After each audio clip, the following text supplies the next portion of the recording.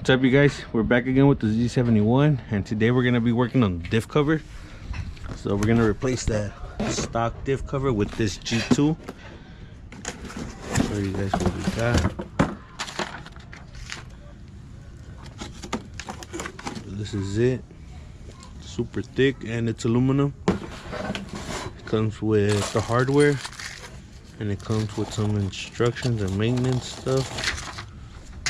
And the gasket. So this was, I think, like 200 something, almost 300 bucks.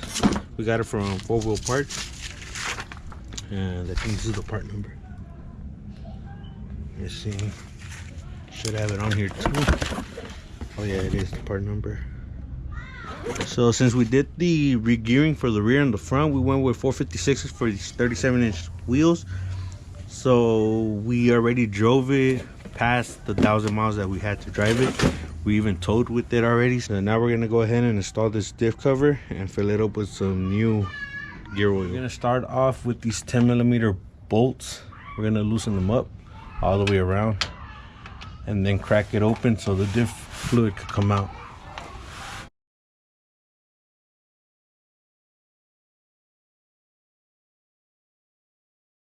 Now that the bolts are loose, we're gonna stick this in here, pry it open. It's super dirty.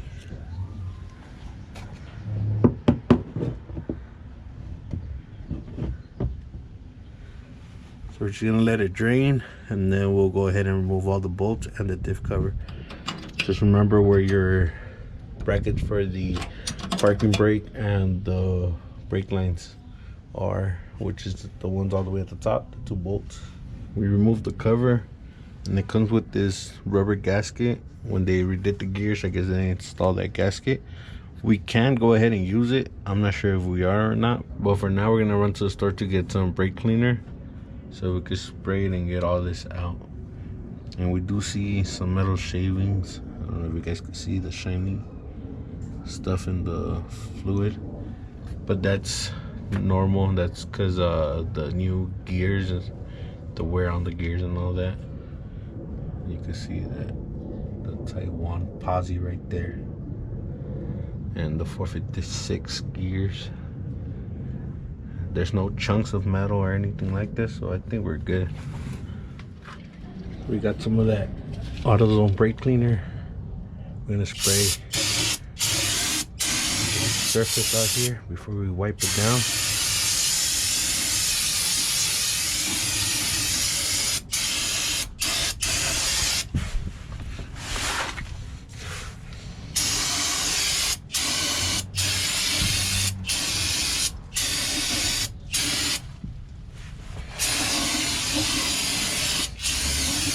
So it's getting a little dark, but we're gonna still try to knock this out. See if we get a chance to finish it.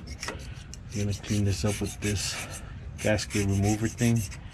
Got this at AutoZone. Works pretty good. Got a flat blade, one of those square blades right there on the end. You can get all this stuff off. Just go around the diff. Just make sure you don't make a deep scratch on the surface, else it's not gonna seal right. This is gonna be the messy part. We got a old rag, and we're just gonna go in here and remove any of this old fluid that's still in here. Kind of clean it up a little bit. Get as much as we can out.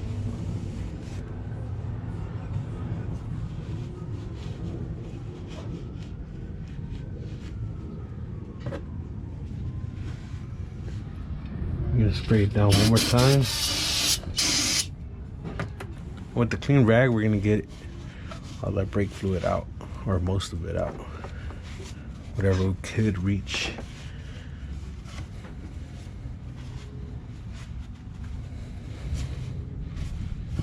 And we're also going to clean the surface for the gasket. Now that we're done with the cleaning, we're gonna go ahead and install the new cover. So one of the cool things about this diff cover it has a drain, so we're gonna make sure that this is tight before we even install it. And then it has the dipstick, so you could check the fluid level from without having to open up the diff. You could drain it and check the level. So with the instructions, it says to torque these bolts down to 25 foot-pounds, and they are Allen head bolts, so they come in that little bag with washers. So let me make sure that this is tight first. All right, so we are going to clean the surface on the cover, a little bit of brake cleaner as well. And we actually went over the instructions. We never really read the instructions, and it actually says right there to coat, to apply a thin layer of oil, gear oil, to both sides of the gasket to get it to seal, I guess. So I guess we're gonna go ahead and do that instead of the gasket maker, and hopefully we don't have any issues. This is the gear oil we went with from Lucas, the heavy duty high performance 85 for 140 gear oil. So it's for the trans and diff lube. So we're gonna coat this with a little bit of this oil on both sides. The gasket is a little bent, I guess, from shipping and stuff. It has like a little gouge right there. I don't think it's gonna affect anything. Let's hope it doesn't. So once we coat both sides, we're gonna go ahead and lay it on there and install the diff cover with some bolts. So there is bolts and washers. And get them ready.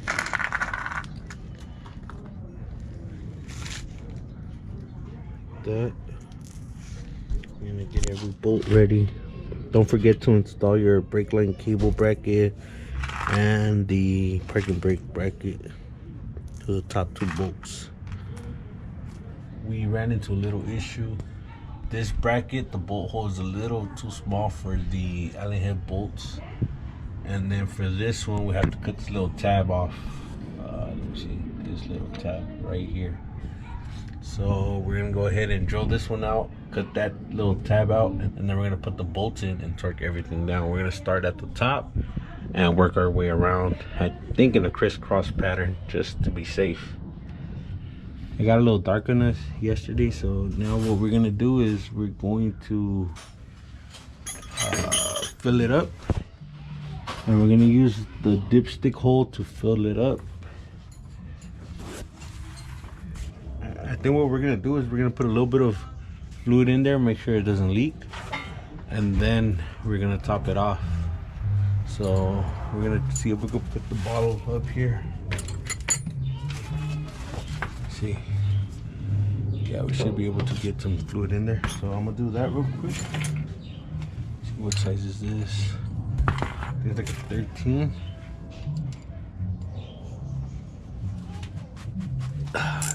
Pretty tight.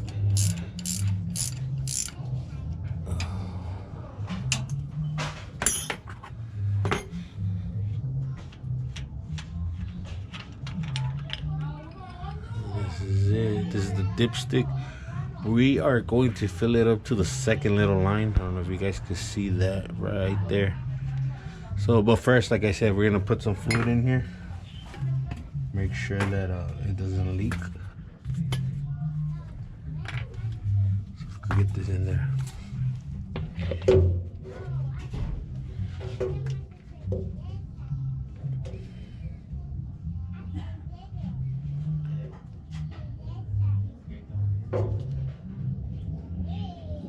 With these gears, the 456s, it's been doing really good on towing and off-roading.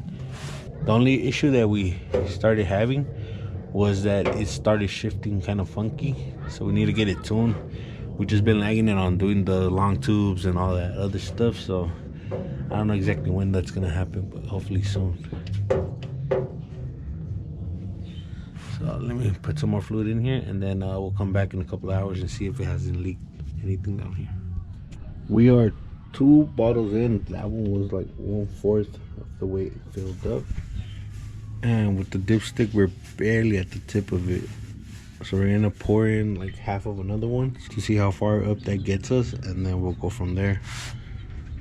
We are, I'd say, about halfway with this bottle, and I think we are at where we want to be on the dipstick. Let's pull this out.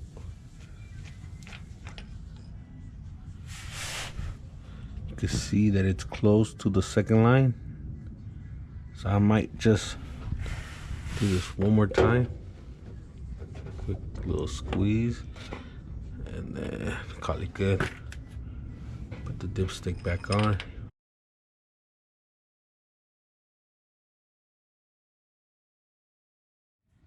We got the dipstick on there snug. So it did take about 2, I want to say like 2.5, 2 3/4 of these bottles. Remember, the 4th one was just like about right here, so it wasn't much. And yeah, so it does take a lot of fluid. So I think with that much fluid and these cooling lines right here, these are for cooling, I guess. I don't know how that works, but it's supposed to keep the fluid cool. Now it shouldn't give us any issues. We weren't having any issues, but we just wanted to take this step just to be a little safer. So off-roading and towing, we should be good with the diff. Should last for a cool minute.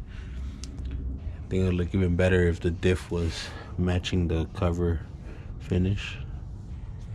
We were able to get the brackets back on, and we torqued everything to spec to 25 foot-pounds. So we made sure that there was no leaks. It doesn't look like it's leaking. If it does, then that'll be an issue, but hopefully it won't leak. Make sure to check us out on Instagram at Yonke_OXC Films. I'll leave that in the description down below. And we'll catch you on the next one.